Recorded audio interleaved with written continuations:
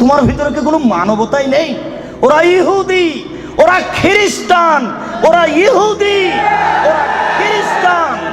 শোনো এই ছেলে, এখানে তোমাকে আর একটা কথা বলে রাখছি, তুমি মনে রেখো। তুমি কথাকে উল্টে ধরিও না। আজকে তুমি ঢাকা সাভারের কথা উল্টে ধরেছ, তোমার ভুল হয়েছে, তুমি ভুল শুনেছ। আমি বলেছি টিভিতে আন্তর্জাতিক খেলা ক্রিকেট ফুটবল দেখা তো বহু দূরের কথা। আমি বলেছি আন্তর্জাতিক খেলা টিভিতে দেখা তো বহু দূরের কথা, আন্তর্জাতিক খেলার গল্প যেখানে চলে সেখানে বসে থাকাও হারাম। দেখি কোনো মায়ের বেটা এই ফটোকে উল্টে ধরতে পারে।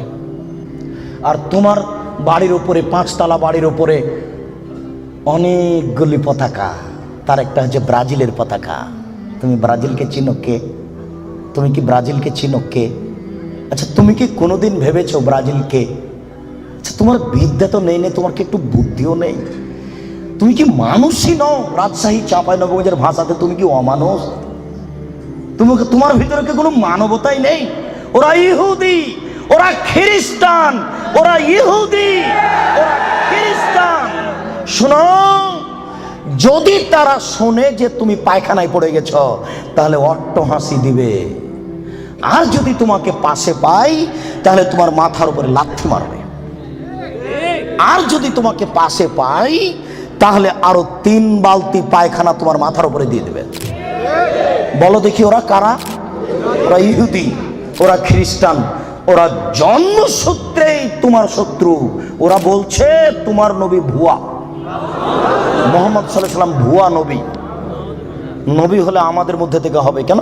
ইব্রাহিম আমাদের, সুলাইমান আমাদের, দাউদ আমাদের, মুসা আমাদের, ঈসা আমাদের, ইয়াকুব আমাদের, ইউসুফ আমাদের, সব নবী আমাদের। মুহাম্মদ নবী হলে ইহুদি খ্রিস্টানদের মধ্য থেকে হবে, আমাদের মধ্য থেকে হবে। আরে মুহাম্মদ নাকি পৌত্তলিকের মধ্য থেকে হয়েছে। ছি ছি ছি ছি ছি, এ কেন নবী হবে? ছি ছি ছি ছি ছি, এ ভুয়া নবী।